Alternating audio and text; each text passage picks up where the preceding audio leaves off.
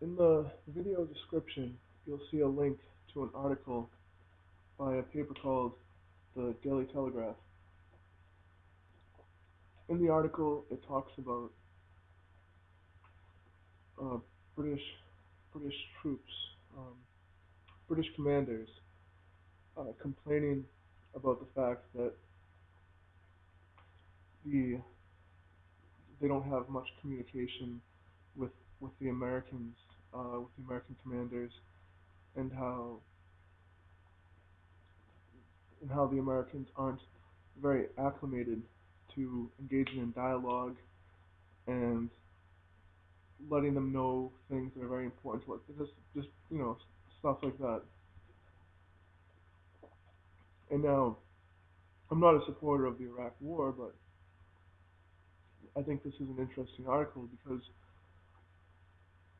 not only among um, the American military is there like a lack of dialogue, but this lack of dialogue permeates all of American society, and that's because not everybody in authority, but many authorities in the United States are more concerned with power than they are with competence. They would rather. This isn't true for all authorities, and it's not true necessarily for all places. I mean, you'll find places in America where things are pretty cool, but there's a there's a culture in America where where a significant amount of authorities are concerned with sort of just enforcing their will in a blind sort of way. They don't really they don't really exercise power for the sake of achieving any particular result. They just exercise power for the sake of feeling powerful. They don't.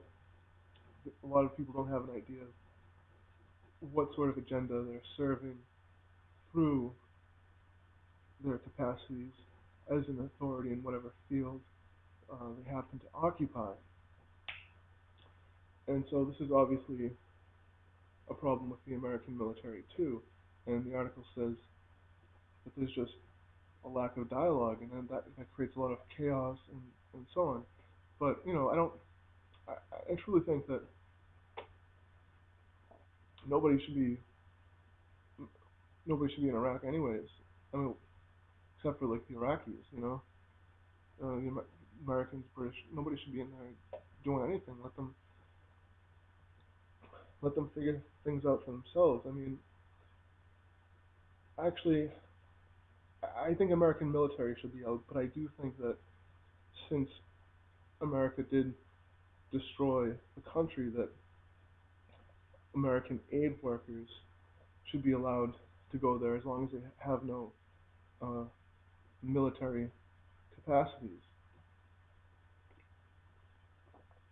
Like no armed American should be in Iraq. Only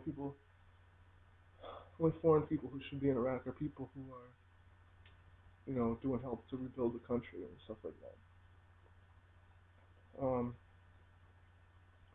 And so yeah, so basically the gist of what I'm saying is that one of the major problems in American society is that there is a lack of communication. Um, that's a major problem, and because of that lack of communication, things aren't organized properly. And another major problem is like a lack of conscientiousness. People aren't really people don't have a good idea of what exactly they're trying to do. Like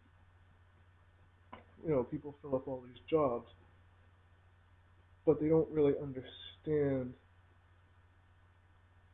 what they're trying to work for with their job. They think that their job is about them and their personal ego. They don't understand that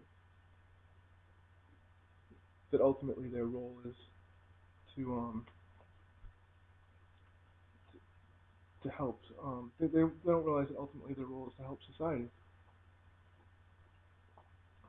And so where does this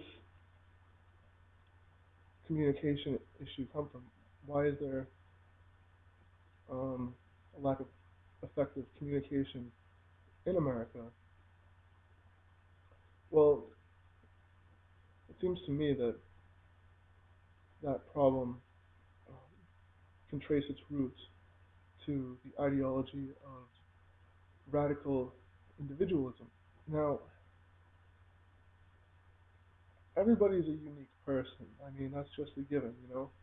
But, and so when I criticize individualism, I'm not saying that people aren't just, well, people just shouldn't even strive to be unique because everybody already is unique. So the idea of trying to find yourself and find your uniqueness, that's just a waste of time because everybody just is unique. You don't really have to do it. You shouldn't really try to be different than others. So, but the thing is though, is that the reason there's a problem with communication in America is that there's this idea of like individualism where everybody thinks everybody's supposed to do it on their own, and then it's all about the individual, and it's just a disgusting philosophy. It doesn't even make any sense, and the result of it is that you get a lack of coordination. Um, Many people feel like they're in a state of social isolation, and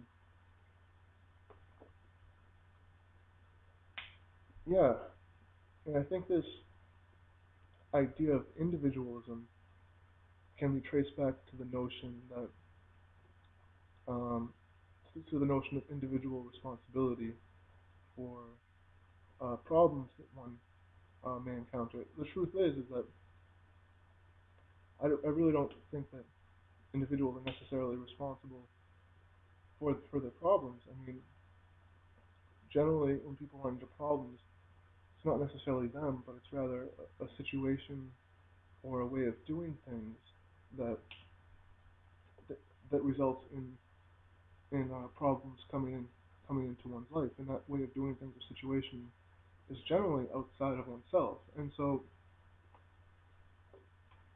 in criticizing the notion of individual responsibility, I'm not criticizing the notion of law enforcement or putting people in jail because it's important to throw robbers in jail so you have some sort of deterrence.